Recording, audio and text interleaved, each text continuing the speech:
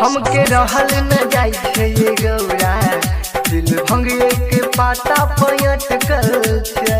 जल्दी से पीस के पिया दू ये गौरा, जल्दी से पीस के पिया दू ये गौरा। देखू सिलोट पलोड़ा पटकल छे, हमसे रहल न जाय छे ये गौरा दिल भंगिए के पाता पयटकल छे।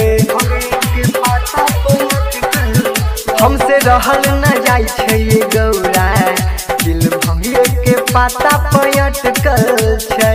जल्दी से पीस के पिया दू ये गौरा, जल्दी से पीस के पिया दू न गौरा। देखू सिलवट पर लोढ़ा पटकल छे, हमर दिल सुनू ये गौरा राजा भंगिए पर के अटकल छे। अखन हम सुन रहल छी खजुआरा सँ माँ शारदे म्यूजिक के प्रस्तुति। 2-3 लोटा पीस के पिया दू गौरा रानी दाना दान ये। पीबै नहीं तो जीबै कोना, भंगे में बसल छे मन ये।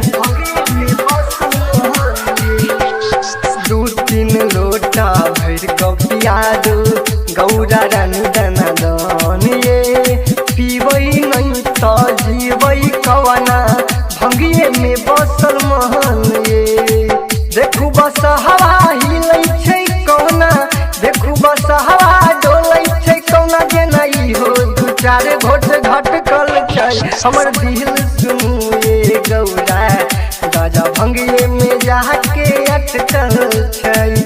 हमर दिल सुनू ये गौरा भंग पाता पर जाके अटकल। DJ Bittu Malangiya, DJ Bittu Malangiya, Madhubani Madhubani DJ Manish सुन रहल छी खजुआरा सँ माँ शारदे म्यूजिक के प्रस्तुति। राइटर सुधीर करे छे गौरा विनती बार बार ये।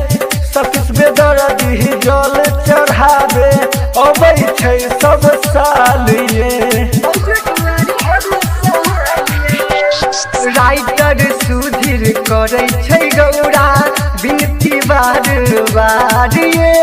गायक जे पिया अबै छे बैजू दुआरी हर साल ये। देखू न गायक सतीश बेदर्दी, देखू न गायक सतीश बेदर्दी के टेम्पू पवा लग लटकल छै। हमर दिल सुनू ये गौरा भंग पाता बजा के अटकल